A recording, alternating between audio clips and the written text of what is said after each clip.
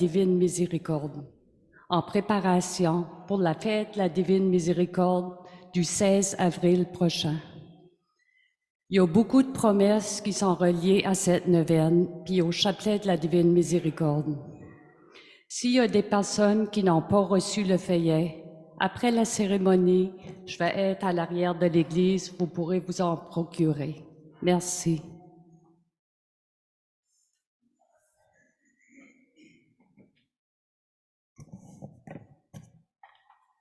Bonjour et bienvenue en ce Vendredi saint. La liturgie du Vendredi saint nous convie au silence et à l'intériorité. Jésus, le serviteur souffrant, étend ses bras sur la croix pour manifester son amour envers l'humanité. Il nous apprend comment accueillir les épreuves et nous redit que nous ne sommes pas seuls. Dans les situations plus sombres de la vie, Jésus nous apporte l'espérance de sa présence et de sa paix. En silence, levons-nous pour entrer en célébration.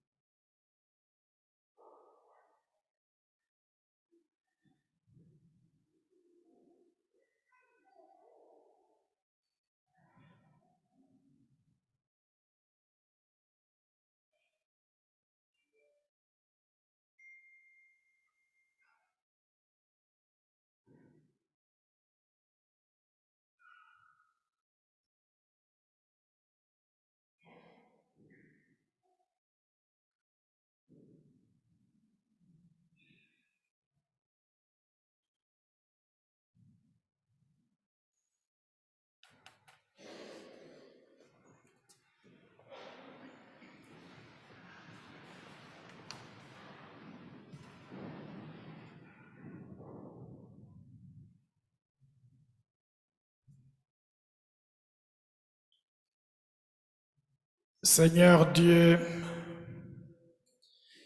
par la passion du Christ, ton Fils, notre Seigneur, tu as détruit la mort héritée du premier péché, elle qui tenait l'humanité sous sa loi.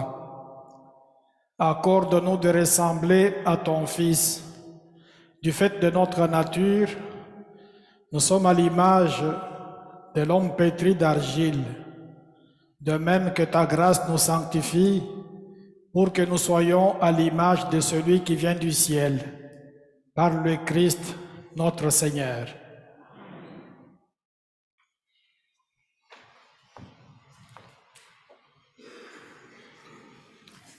Du livre du prophète Isaïe. Mon serviteur réussira, dit le Seigneur. Il montera, il s'élèvera, il sera exalté. La multitude avait été consternée en le voyant, car il était si défiguré qu'il ne ressemblait plus à un homme. Il n'avait plus l'apparence du Fils de l'homme. Il étonnera de même une multitude de nations. Devant lui, les rois resteront bouche bée, car ils verront ce que jamais on ne leur avait dit. Ils découvriront ce dont ils n'avaient jamais entendu parler. Qui aurait cru ce que nous avons entendu? Le bras puissant du Seigneur à qui s'était révélé. Devant lui, le serviteur a poussé comme une plante chétive, une racine dans une terre aride. Il était sans apparence, ni beauté qui attire nos regards. Son aspect n'avait rien pour nous plaire. Méprisé, abandonné des hommes, homme de douleur, familier de la souffrance, il était pareil à celui devant qui on se voile la face. Et nous l'avons méprisé, compté pour rien. En fait, c'était nos souffrances qu'il portait, nos douleurs dont il était chargé. Et nous pensions qu'il était frappé, meurtri par Dieu, humilié. Or, c'est à cause de nos révoltes qu'il a été transpercé, à cause de nos fautes qu'il a été broyé. Le châtiment qui nous donne la paix a pesé sur lui. Par ses blessures, nous sommes guéris. Nous étions tous errants, comme des brebis. Chacun suivait son propre chemin. Mais le Seigneur a fait retomber sur lui nos fautes à nous tous. Maltraité, il s'humilie et n'ouvre pas la bouche. Comme un agneau conduit à l'abattoir, comme une brebis muette devant les tondeurs, il n'ouvre pas la bouche. Arrêté, puis jugé, il a été supprimé. Qui donc s'est inquiété de son sort? Il a été retranché de la terre des vivants, frappé à mort par des révoltes de son peuple. On a placé sa tombe avec les méchants, son tombeau avec les riches. Et pourtant, il n'avait pas commis de violence. On ne trouvait pas de tromperie dans sa bouche. Broyé par la souffrance, il a plu au Seigneur. S'il remet sa vie en sacrifice de réparation, il verra une descendance. Il prolongera ses jours. Par lui, ce qui plaît au Seigneur réussira. Par suite de ses tourments, il verra la lumière. La connaissance le comblera. Le juste, mon serviteur, justifiera les multitudes et se chargera de leurs fautes. C'est pourquoi, parmi les grands, je lui donnerai sa part. Avec les puissants, il partagera le butin, car il s'est dépouillé lui-même jusqu'à la mort, et il a été compté parmi les pécheurs. Alors qu'il portait le péché des multitudes et qu'il intercédait pour les pécheurs. Parole du Seigneur. Nous rendons grâce à Dieu. Ô Père, entre tes mains, je remets mon esprit. Ô Père, en tes mains, je remets mon esprit. Je suis la risée de ses adversaires et de même mes voisins. Je fais peur à mes amis. S'ils me voient dans la rue, ils me fuient. Ô Père, en tes mains, je remets mon esprit. Moi, je suis sûre de toi, Seigneur. Je dis, tu es mon Dieu. Mes jours sont ta main. Délivre-moi des mains hostiles qui s'acharnent. Ô Père, en tes mains, je remets mon esprit.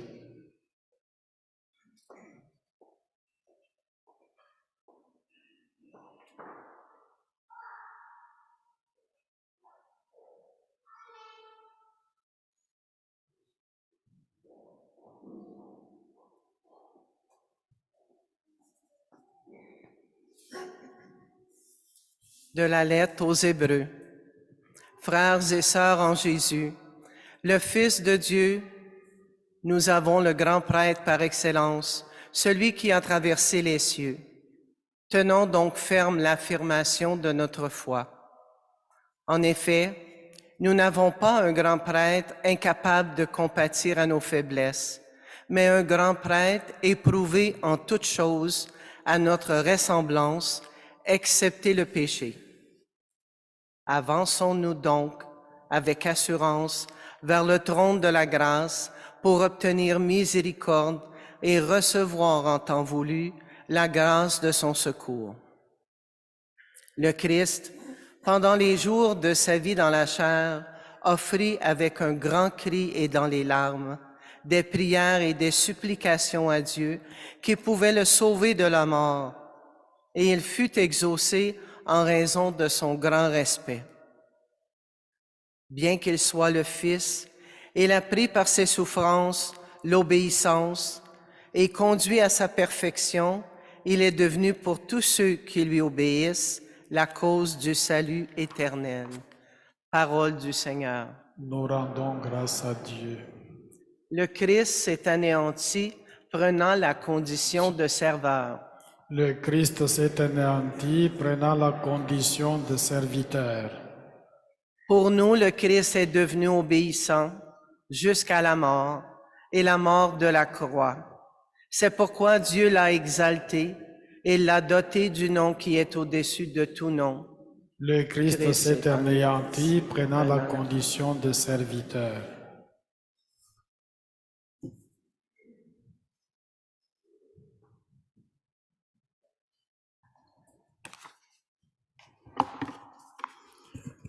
La passion de notre Seigneur Jésus-Christ selon Saint Jean. Gloire à toi, Seigneur.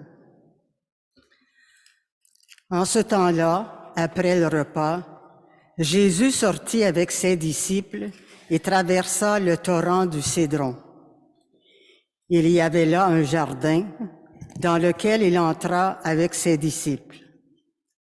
Judas, qui le livrait, connaissait l'endroit, lui aussi, car Jésus et ses disciples s'y étaient souvent réunis.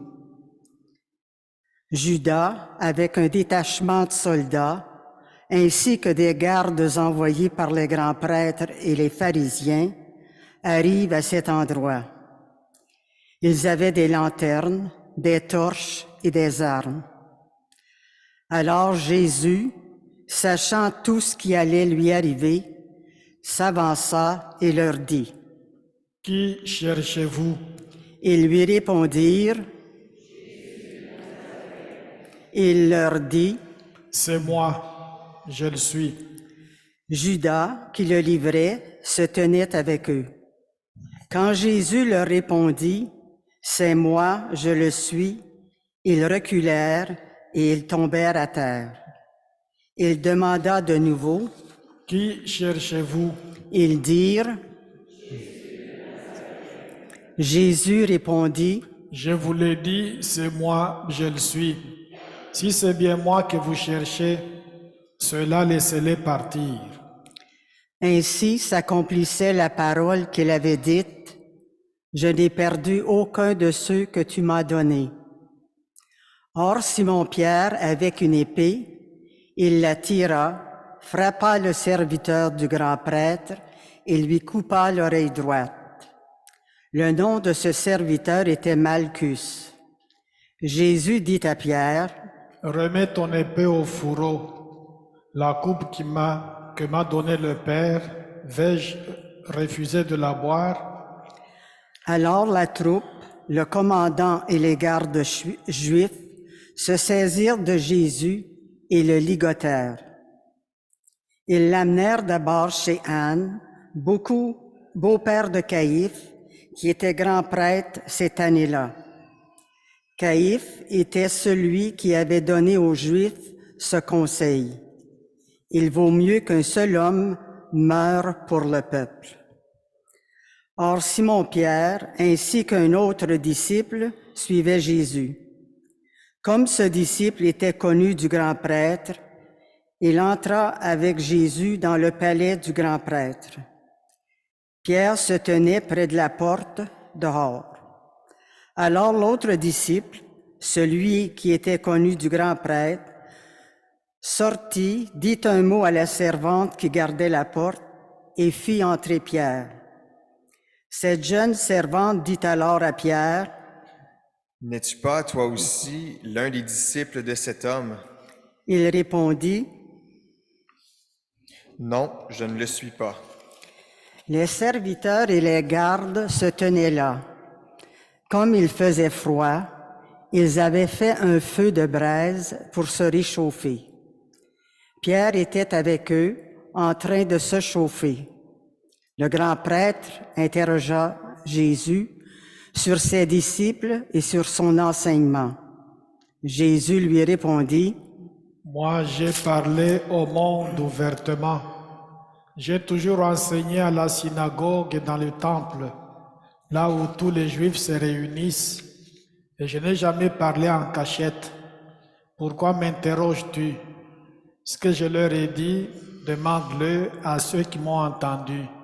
Eux savent ce que j'ai dit. » À ces mots, un des gardes qui était à côté de Jésus lui donna une gifle en disant, « C'est ainsi que tu réponds au grand prêtre? » Jésus lui répliqua, « Si j'ai mal parlé, montre ce que j'ai dit de mal.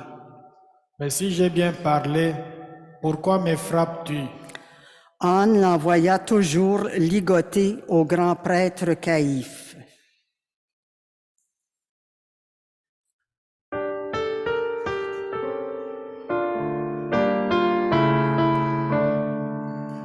Quand sa croix s'élève, le monde renaît.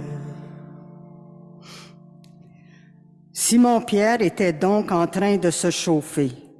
On lui dit, « N'es-tu pas, toi aussi, l'un des disciples? » Pierre le nia et dit, « Non, je ne le suis pas. » Un des serviteurs du grand prêtre, parent de celui à qui Pierre avait coupé l'oreille, insista. « Est-ce que moi, je ne t'ai pas vu dans le jardin avec lui? » Encore une fois, Pierre le nia. Et aussitôt, un coq chanta. Alors on amène Jésus chez le caïphe au prétoire. C'était le matin. Ceux qui l'avaient amené n'entrèrent pas dans le prétoire pour éviter une souillure et pouvoir manger l'agneau pascal. Pilate sortit donc à leur rencontre et demanda, « Quelle accusation portez-vous contre cet homme? » Ils lui répondirent, «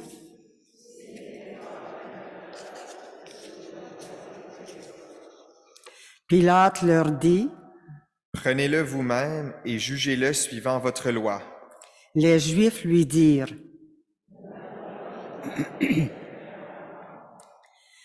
Ainsi s'accomplissait la parole que Jésus avait dite pour signifier de quel genre de mort il allait mourir. Alors Pilate rentra dans le prétoire. Il appela Jésus et lui dit, « Es-tu le roi des Juifs? » Jésus lui demanda, « Dis-tu cela de toi-même ou bien d'autres te l'ont dit à mon sujet? » Pilate répondit, « Est-ce que je suis juif, moi? Ta nation et les grands prêtres t'ont livré à moi. Qu'as-tu donc fait? » Jésus déclara, « Ma royauté n'est pas de ce monde.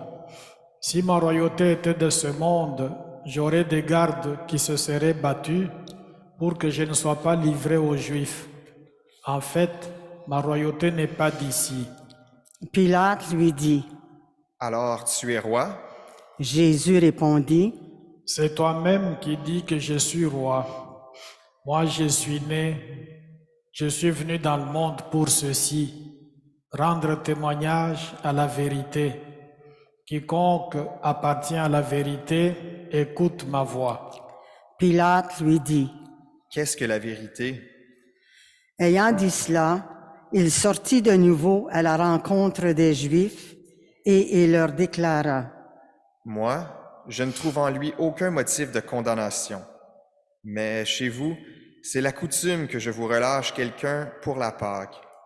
Voulez-vous donc que je vous relâche le roi des Juifs? » Alors ils répliquèrent en criant,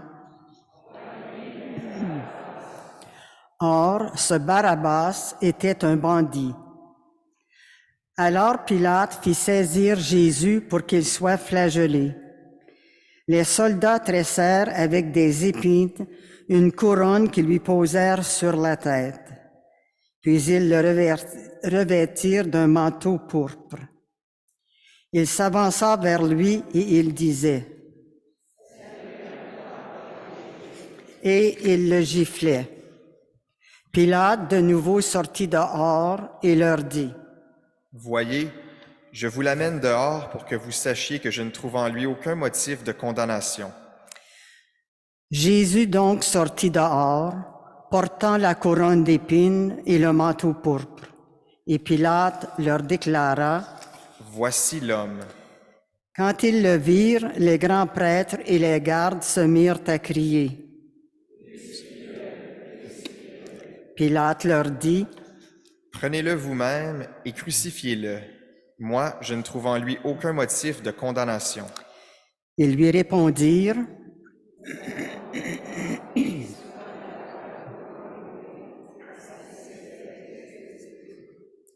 Quand Pilate entendit ces paroles, il redoubla de crainte. Il rentra dans le prétoire et dit à Jésus, D'où es-tu? Jésus ne lui fit aucune réponse. Pilate lui dit alors, Tu refuses de me parler, à moi?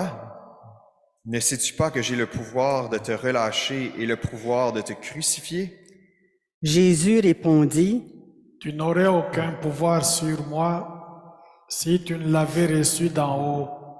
C'est pourquoi celui qui m'a livré à toi porte un péché plus grand. Dès lors, Pilate cherchait à le relâcher, mais des Juifs se mirent à crier,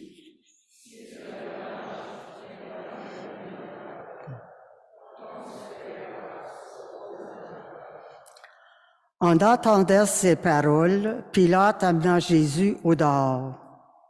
Il le fit asseoir sur une estrade au lieu dit le dallage, en hébreu, Gabbatha. C'était le jour de la préparation de la Pâque, vers la 6e heure, environ midi. Pilate dit aux Juifs, Voici votre roi. Alors ils crièrent. Pilate leur dit, Vais-je crucifier votre roi? Les grands prêtres répondirent, Alors il leur livra Jésus pour qu'il soit crucifié.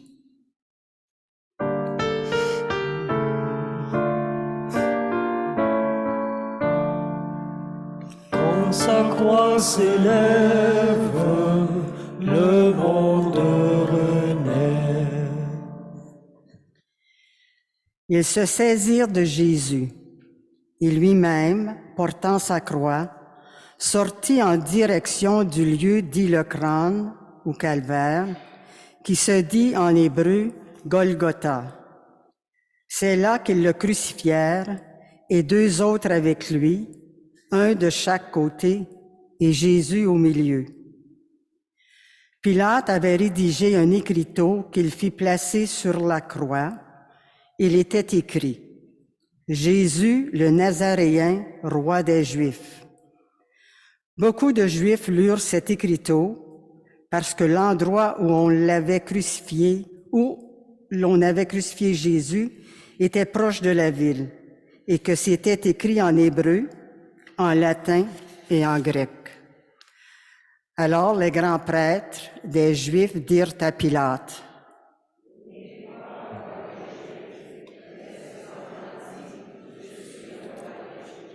Pilate répondit, Ce que j'ai écrit, je l'ai écrit. Quand les soldats eurent crucifié Jésus, ils prirent ses habits. Ils en firent 4 parts, une pour chaque soldat. Ils prirent aussi la tunique. C'était une tunique sans couture, tissée tout d'une pièce de haut en bas. Alors ils se dirent entre eux, Ne la déchirons pas, désignons par le sort celui qui l'aura. Ainsi s'accomplissait la parole de l'Écriture. Ils se sont partagés mes habits. Ils ont tiré au sort mon vêtement. C'est bien ce que firent les soldats. Or, près de la croix de Jésus se tenait sa mère et la sœur de sa mère, Marie, femme de Cléophas, et Marie-Madeleine. Jésus, voyant sa mère et près d'elle le disciple qu'il aimait, dit à sa mère, « Femme, voici ton fils, puis il dit au disciple, voici ta mère. » et à partir de cette heure-là, le disciple l'a pris chez lui.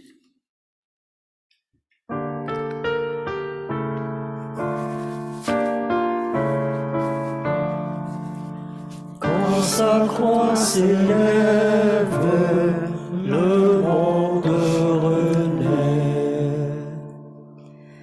Après cela, sachant que tout, désormais, était achevé pour que l'Écriture s'accomplisse jusqu'au bout, Jésus dit, « J'ai soif. » Il y avait là un récipient plein d'une boisson vinaigrée. On fixa donc une éponge remplie de ce vinaigre à une branche d'hysope et on l'approcha de sa bouche.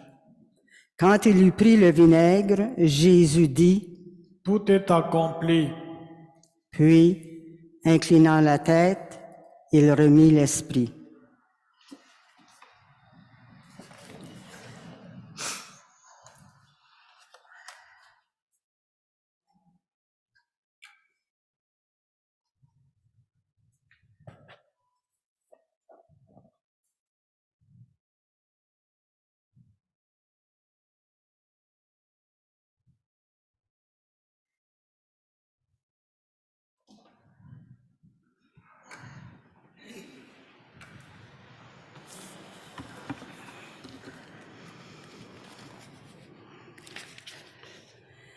Comme c'était le jour de la préparation, c'est-à-dire le vendredi, il ne fallait pas laisser les corps en croix durant le sabbat, d'autant plus que ce sabbat était le grand jour de la Pâque.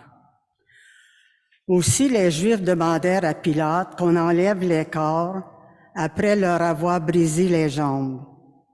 Les soldats allèrent donc briser les jambes du premier, puis de l'autre homme crucifié avec Jésus. Quand ils arrivèrent à Jésus, voyant qu'il était déjà mort, ils ne lui brisèrent pas les jambes, mais un des soldats, avec sa lance, lui perça le côté. Et aussitôt, il en sortit du sang et de l'eau. Celui qui a vu rend témoignage, et son témoignage est véridique. Et celui-là sait qu'il dit vrai, afin que vous aussi vous croyiez. Cela, en effet, arriva pour que s'accomplisse l'Écriture. Aucun de ces os ne sera brisé.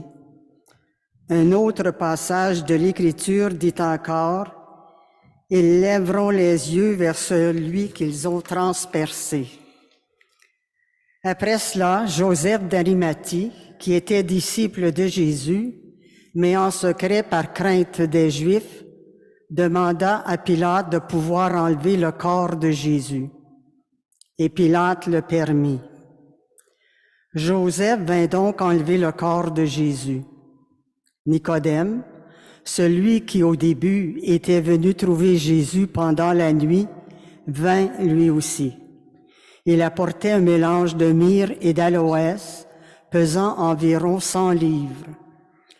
Ils prirent donc le corps de Jésus, qu'ils lièrent de linge, en employant les aromates, selon la coutume juive, d'ensevelir les morts. À l'endroit où Jésus avait été crucifié, il y avait un jardin, et dans ce jardin, un tombeau neuf, dans lequel on n'avait encore déposé personne. À cause de la préparation de la Pâque juive, et comme ce tombeau était proche, c'est là qu'ils déposèrent Jésus. Acclamons la parole de Dieu. Louange à toi, Seigneur Jésus.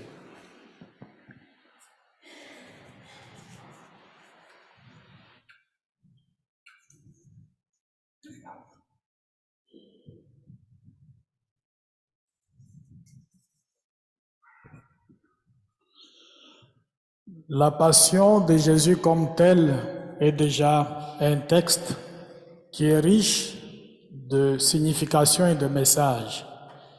Et c'est pour cela que dans certains milieux, on ne fait pas de commentaires là-dessus parce que le texte est tellement clair, on laisse à chacun le soin de cheminer par soi-même. Mais je vais quand même essayer de partager avec vous quelques petits messages pour enrichir, si vous ne l'avez pas identifié vous-même, votre propre méditation. Je commence par poser une question. Quand vous êtes en face de quelqu'un, vous êtes droitier, vous avez une épée et vous devez lui trancher l'oreille. Quelle est l'oreille que vous tranchez? Est-ce que c'est l'oreille droite ou l'oreille gauche? Vous êtes droitier, droitière. Un ennemi est devant vous, vous décidez de lui couper l'oreille. Quelle est l'oreille que vous coupez? L'oreille gauche. Parce que si vous êtes droitier, si je dois couper l'oreille de Gustave, ça va être l'oreille gauche. Mais Pierre a choisi l'oreille droite. Il y en a qui disent, il a fait une pirouette et puis il est allé couper l'oreille droite. Non, il n'a pas fait de pirouette. Il a choisi de couper l'oreille droite pour infliger beaucoup d'humiliation à celui qui a agressé Jésus. Parce que dans la mentalité juive, quand quelqu'un me donnait une gifle à gauche, je pouvais payer comme $100. Mais si du revers de la main, il me frappe à droite. Si je dois gifler Gustave, je dois aller avec le revers de la main. Alors, en touchant sa joue droite, l'amende était doublée. Si c'est à gauche, c'est $100. Si c'est à droite, c'est $200. Alors, on dirait que Pierre a choisi sciemment de couper l'oreille de Malchus pour qu'il soit davantage humilié parce qu'il s'attaquait au maître du monde, à notre Sauveur, à celui que Dieu a envoyé comme victime d'expiation pour nos péchés. Il y a donc dans ce récit de la Passion des messages dans ce sens-là. Et quand on regarde aussi bien, on peut voir qu'il y a un groupe qui fait de son mieux pour que on dise de Jésus qu'il est innocent, il ne mérite pas la mort. Mais il y a un autre groupe aussi qui dit carrément le contraire. Ceux qui disent il ne mérite pas la mort, on a vu Pilate, probablement les centurions romains aussi, et les gens qui faisaient de leur mieux pour lui apporter comme de la boisson vinaigrée parce que c'est un breuvage qui adoucissait la douleur. Alors, on voit des choses comme ça. Mais on dirait que le sort de Jésus était comme déjà tracé évidemment par la méchanceté des humains. Quand on est méchant en tant qu'humain, ça peut aller beaucoup plus loin. Pas tout simplement insulter quelqu'un ou le bouder, ça peut aller jusqu'à souhaiter sa mort et même à passer à l'acte pour que la personne soit tuée. On voit ça. Mais au-delà de tout ça, on sait que Jésus est mort pour nous. Il est mort comme victime d'expiation pour nos péchés. Il nous a sauvés de nos torts. En même temps aussi, il nous montre comment on peut aimer. On peut aimer jusqu'au sacrifice suprême, si vous voulez. Le vendredi saint, c'est une belle journée où, entre autres, on fait une collecte.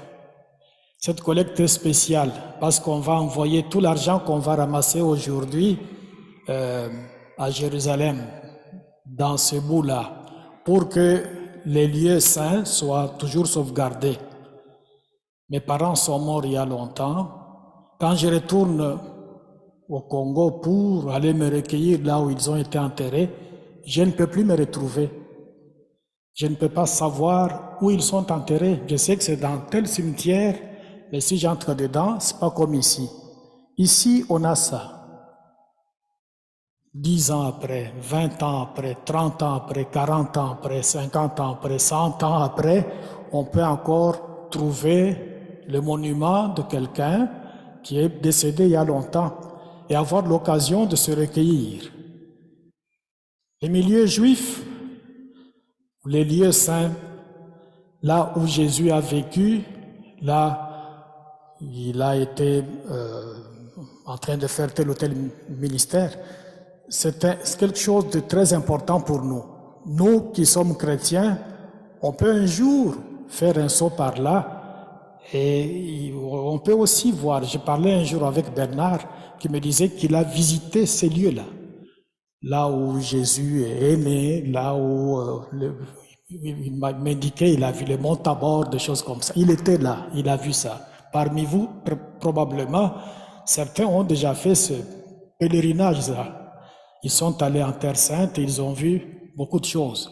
Et quand on arrive dans ces lieux-là, on nous dit, ici c'est à Capharnaüm, après avoir entendu ces mots-là, on dit, mais on est là. On est là. Ou bien ça, c'est la mer morte. On est là, c'est la mer morte. Ça, c'est le Jourdain. Ça, c'est le lac de Tibériade. Hein, on est là. Ça nous rappelle beaucoup de choses et ça nous fait vivre notre spiritualité d'une manière spéciale. Alors, nous avons intérêt à envoyer des sous là-bas pour que tous ces lieux-là soient toujours gardés. Évidemment, c'est un milieu aussi spécial. C'est un peu comme à Rome aussi, c'est pas toujours ce qu'on voudrait voir, mais à cause des gens qui y vivent parfois, ça ne reflète pas toujours ce qu'on aimerait voir. Mais quoi qu'il en soit, ce sont des lieux saints dans lesquels on peut aller pour pouvoir saisir la teneur de certaines choses. Et aussi, le vendredi saint, c'est une journée où on prie pour tout le monde au fond. Parce que quand Jésus est mort, il est mort pour toute l'humanité. Il n'est pas mort seulement pour les Juifs, mais il est mort même pour ceux qui ne sont pas Juifs, les païens, toutes sortes de monde. Il est mort pour tout le monde. Quand on le regarde sur la croix, ses bras sont comme ça, comme pour dire qu'il embrasse toute l'humanité. Alors, à ce titre-là, on a aussi une longue prière universelle qui essaye de son mieux de ramasser au fond toutes les couches de la population du monde. Et à un moment donné, on va aussi vénérer la croix. On n'aura pas l'occasion de la toucher ni de l'embrasser, mais on fera comme je vais le faire tantôt, je vais la soulever, on va se mettre à genoux 3 fois pour pouvoir la vénérer à partir de son bas. La croix, un morceau de bois sur lequel on crucifiait les gens, qui était au fond le symbole de l'ignominie, de l'humiliation. Mais pour nous, c'est ce morceau de bois-là qui a porté le salut du genre humain. Quand on voit la croix, nous autres, on en est fiers, parce qu'on dit c'est par la croix que Jésus nous a sauvés. Et aujourd'hui, quand vous allez vénérer la croix de votre banc, dites au Seigneur, toutes les croix que je porte, je vais donc les déposer sur vous, Seigneur. Aidez-moi à pouvoir, si je dois en avoir sur moi, que j'ai aussi la capacité de les porter afin que ça soit correct, ça ne soit pas trop lourd. Mais je sais qu'avec ton aide, Seigneur, ça va aller. Parce qu'il y a des croix que les autres mettent sur nous, mais il y a aussi des croix que nous-mêmes on met sur les autres. On va prier pour toutes ces croix-là. Au nom du Père et du Fils et du Saint-Esprit. Amen.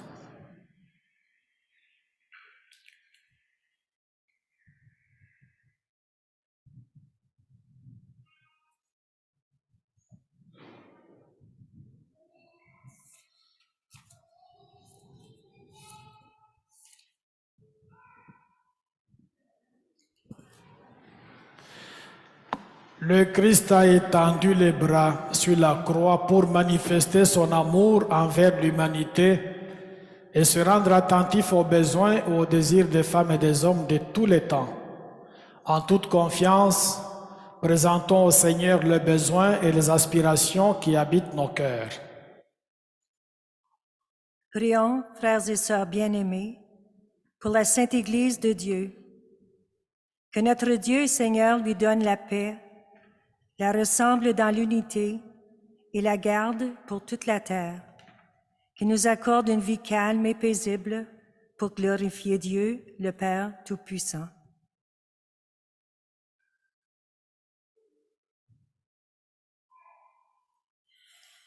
Dieu éternel et tout-puissant, dans le Christ, tu as révélé ta gloire à tous les peuples. Protège l'œuvre de ta miséricorde, afin que ton Église répandue par tout l'univers demeure inébranlable dans la foi pour proclamer ton nom par le Christ, notre Seigneur. Prions pour notre Saint-Père, le Pape François, choisi par Dieu notre Seigneur dans le collège des évêques, qui le garde saint et sauf au service de son Église pour gouverner le peuple saint de Dieu.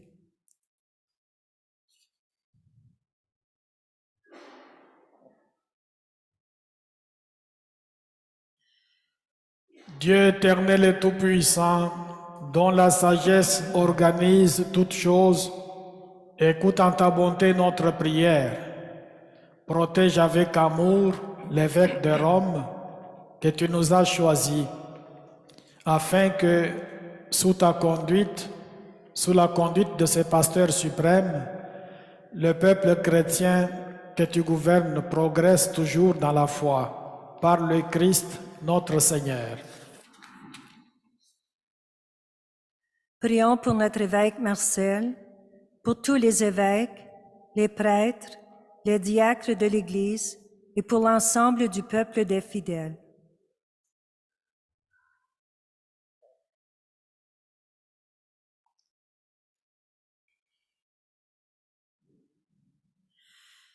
Dieu éternel et tout-puissant, dont l'Esprit sanctifie et gouverne le corps entier de l'Église, exauce les prières que nous t'adressons pour tes ministres, afin que, par le don de ta grâce, tout ton peuple te serve avec fidélité, par le Christ notre Seigneur.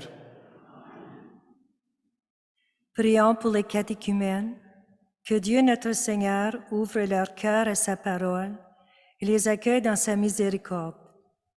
Après avoir reçu le pardon de tous leurs péchés par le bain de la naissance nouvelle, qu'ils soient reconnus comme appartenant au Christ Jésus, notre Seigneur.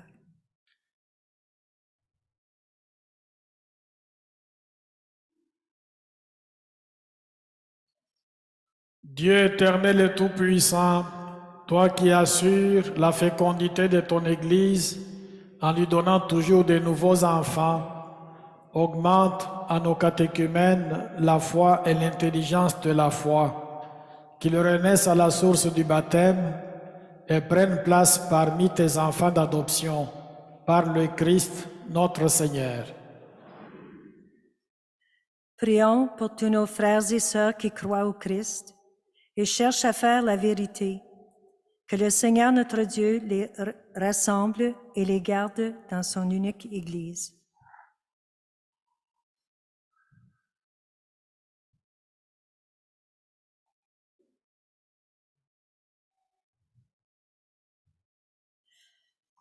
Dieu éternel et tout-puissant, toi qui rassembles ce qui est dispersé et qui gardes ce que tu as rassemblé, jette un regard de paix sur le troupeau conduit par ton Fils.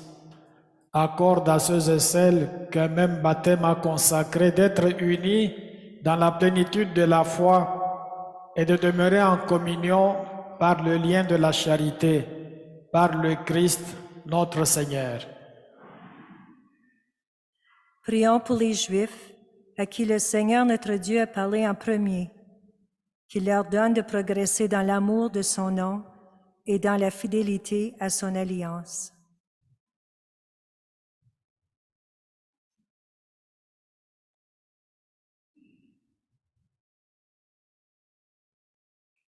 Dieu éternel et tout-puissant, toi qui as confié tes promesses à Abraham et à sa descendance, écoute avec bonté les prières de ton Église, ton peuple que tu as choisi en premier de parvenir à la plénitude de la rédemption par le Christ notre Seigneur. Prions pour ceux qui ne croient pas au Christ. Demandons qu'à la lumière de l'Esprit Saint, ils puissent s'engager eux aussi sur le chemin du salut.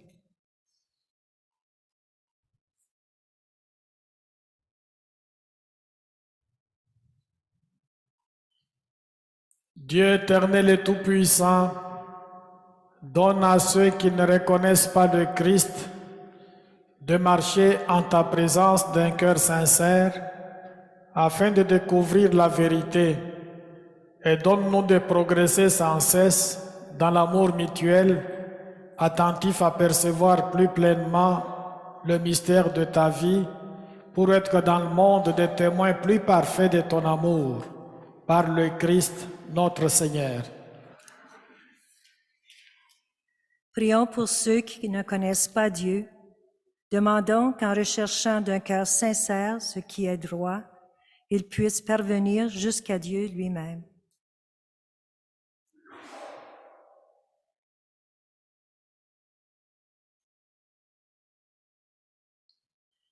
Dieu éternel et tout-puissant, toi qui as créé l'être humain pour qu'il te cherche dans un désir inlassable et que son cœur s'apaise en te trouvant, nous t'en prions, fais que tous, au milieu des difficultés qui leur font obstacle, discernent les signes de ta tendresse et perçoivent les témoignages des œuvres bonnes de ceux qui croient en toi, afin d'avoir le bonheur de te reconnaître, toi, le seul vrai Dieu et notre Père, par le Christ notre Seigneur. Prions pour les chefs d'État et tous les responsables des affaires publiques. Que le Seigneur notre Dieu dirige leur esprit et leur cœur selon sa volonté pour la paix véritable et la liberté de tous.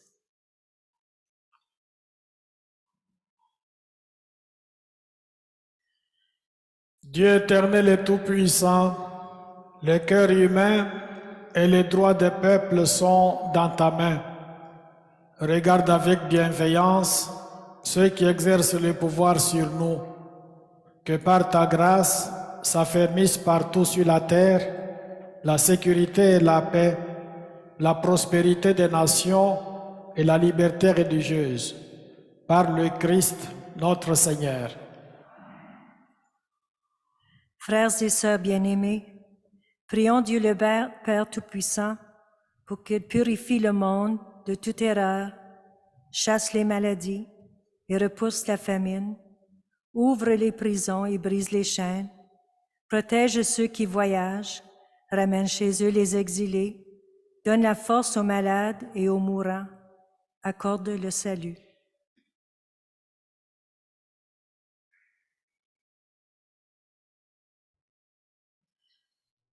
Dieu éternel et tout-puissant, consolation des affligés, force de ceux qui peinent, entends les prières de ceux qui crient vers toi, quelle que soit leur souffrance. Que tous aient la joie de trouver dans leur détresse le secours de ta miséricorde, par le Christ notre Seigneur. Des personnes vont passer à vos bancs pour recueillir vos dons qu'on va donc envoyer pour les lieux saints. D'avance, merci.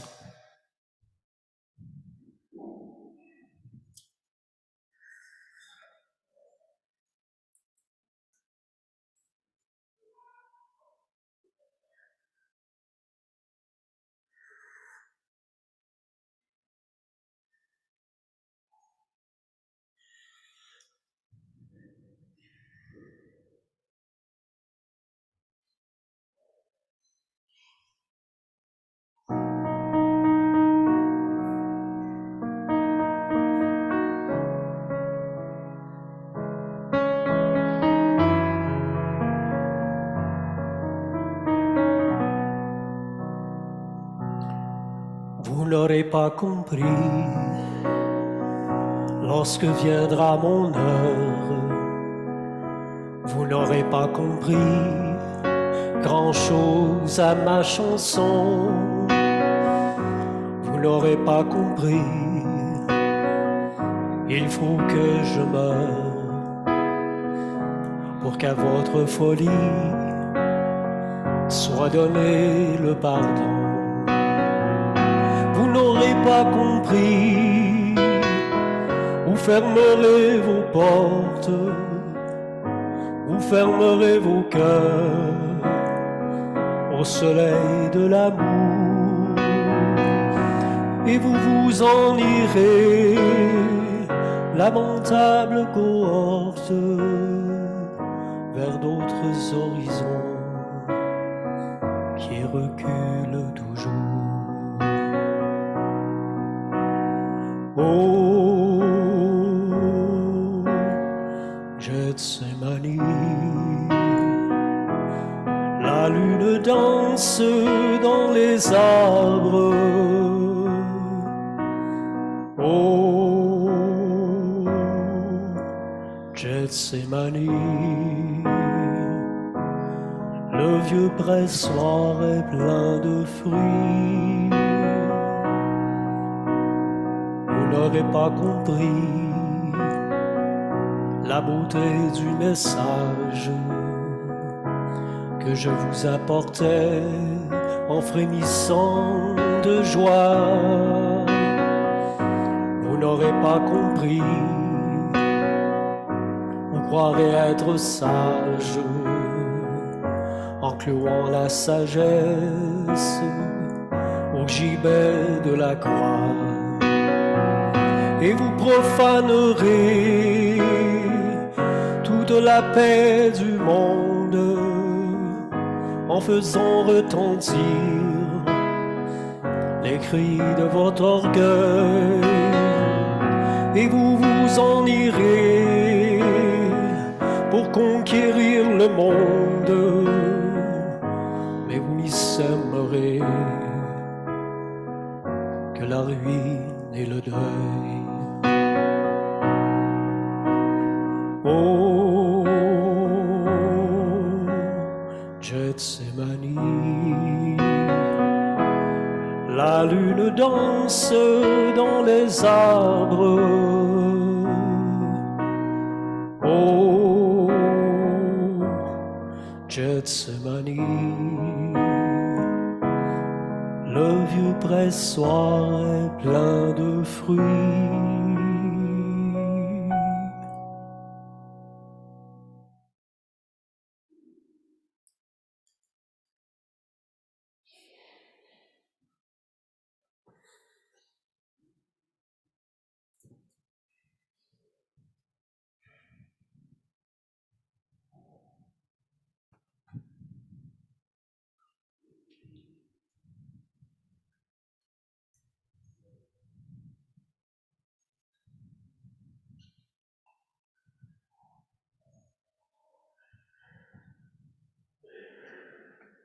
Voici les bois de la croix qui apportent le salut du monde.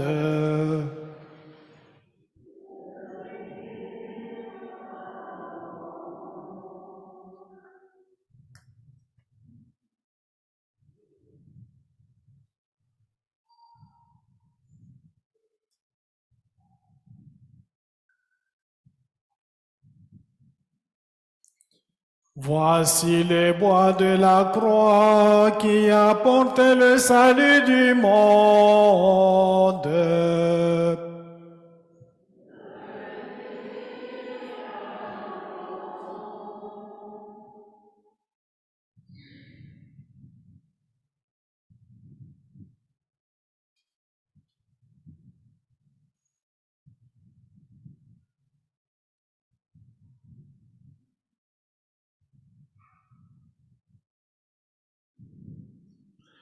Voici les bois de la croix qui apportent le salut du monde. Venez adorer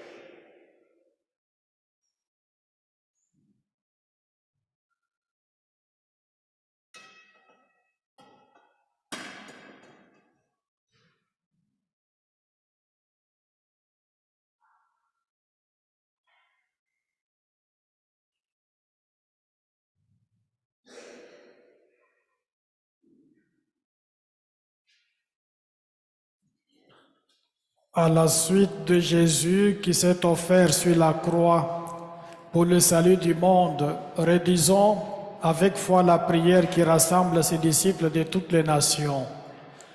Notre Père, qui es aux cieux, que ton nom soit sanctifié, que ton règne vienne, que ta volonté soit faite sur la terre comme au ciel. Donne-nous aujourd'hui notre pain de ce jour. Pardonne nos offenses, comme nous pardonnons aussi à ceux qui nous ont offensés. Et ne nous laisse pas entrer en tentation, mais délivre-nous du mal. Amen. Délivre-nous de tout mal, Seigneur, et donne la paix à notre temps. Soutenus par ta miséricorde, nous serons libérés de tout péché, à l'abri de toute épreuve, nous qui attendons que se réalise cette bienheureuse espérance, l'avènement de Jésus-Christ notre Sauveur.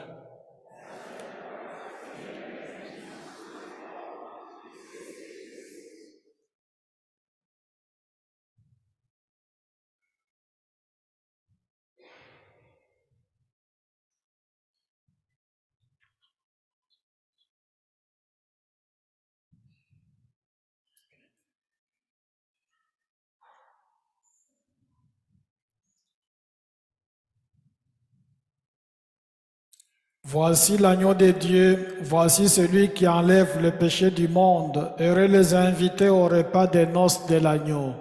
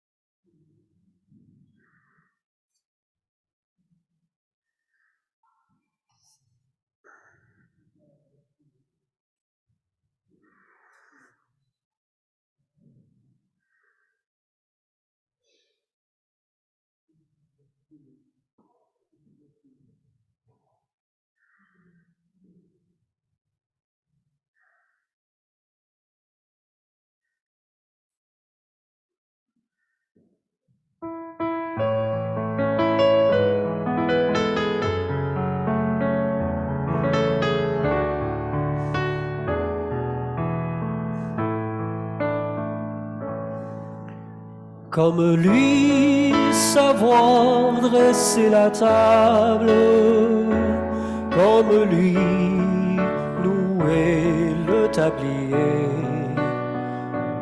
se lever chaque jour et servir par amour, comme lui, offrir le pain de sa parole aux gens qui ont faim de bonheur, être pour eux des signes du royaume au milieu de notre monde, comme lui savoir dresser la table, comme lui nouer le tablier, se lever chaque jour et servir par amour, comme lui. offrir le pain de sa présence aux gens qui ont faim d'être aimés, être pour eux des signes d'espérance au milieu de notre monde, comme lui savoir dresser la table, comme lui nouer le tablier, se lever chaque jour et servir par amour comme lui, offrir le pain de sa promesse aux gens qui ont faim d'avenir, être pour eux des signes de tendresse au milieu de notre monde, comme lui savoir dresser la table, comme lui nouer le tablier, se lever chaque jour et servir par amour comme lui.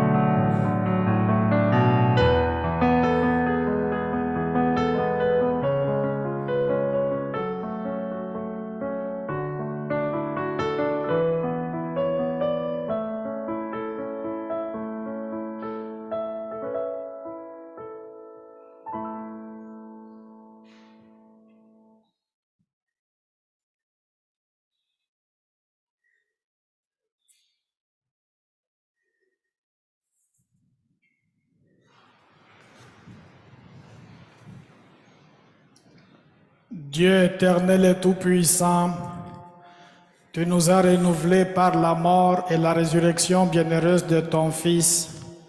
Entretiens en nous l'œuvre de ta miséricorde. Que notre communion à ce mystère consacre à ton service notre vie tout entière, par le Christ, notre Seigneur. Que la bénédiction, nous t'en prions, Seigneur, descende en abondance sur ton peuple qui a célébré la mort de ton Fils dans l'espérance de sa propre résurrection. Accorde-lui pardon et réconfort, augmente sa foi, assure son éternelle rédemption par le Christ notre Seigneur. Comme mentionné pendant mon sermon, je vais soulever 3 fois la croix. À chaque fois, vous allez vous mettre à genoux. Et après ça, je vais me mettre ici pour qui voudrait se confesser. Et en ce moment-là, Jean va jouer un morceau de musique. Et puis, si vous voulez retourner à la maison, vous pouvez retourner à ce moment-là. Parce que la vénération n'est pas privée, on va la faire comme je l'ai mentionné tantôt.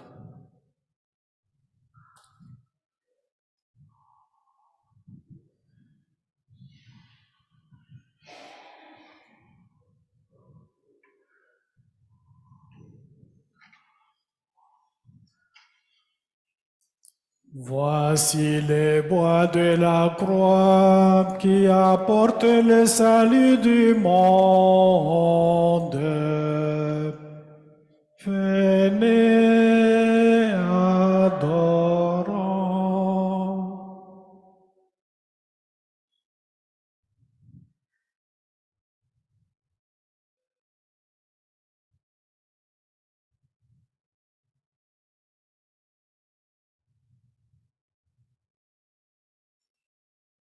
Voici les bois de la croix qui apportent le salut du monde.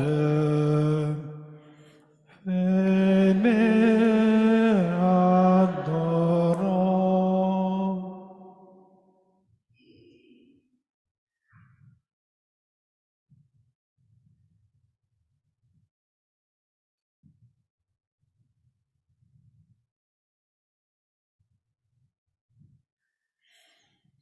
Voici les bois de la croix qui apportent le salut du monde.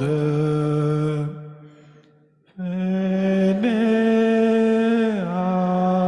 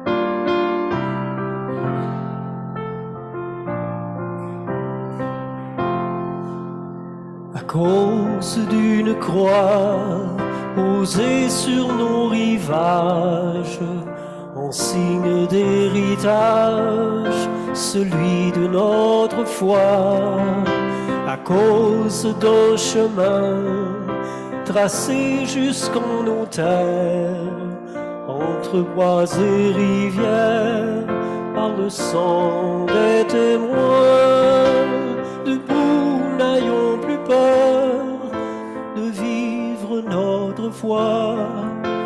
et nous serons un peuple d'évangile.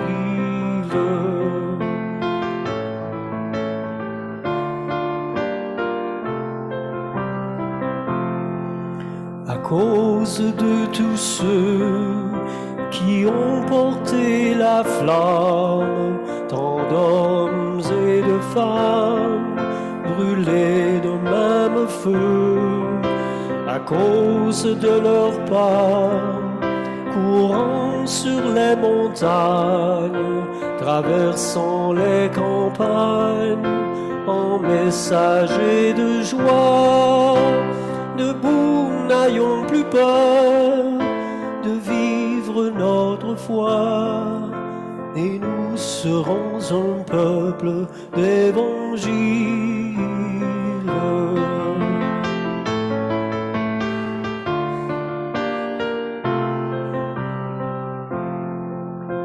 À cause de l'amour que le Christ nous révèle et dont il nous appelle à revêtir nos jours, à cause d'un ailleurs qui déjà transfigure nos larmes, nos blessures en source de bonheur.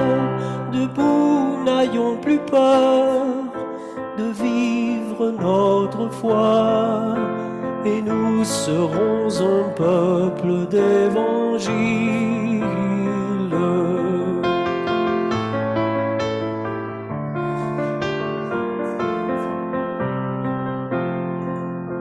À cause de demain, où l'Église s'avance, portée par l'espérance, mais fragile en nos mains, à cause de l'Esprit qui nous entraîne au large, pour que d'autres rivages découvrent Jésus-Christ. Debout, n'ayons plus peur de vivre notre foi, et nous serons un peuple d'évangile. Et nous serons un peuple d'évangile.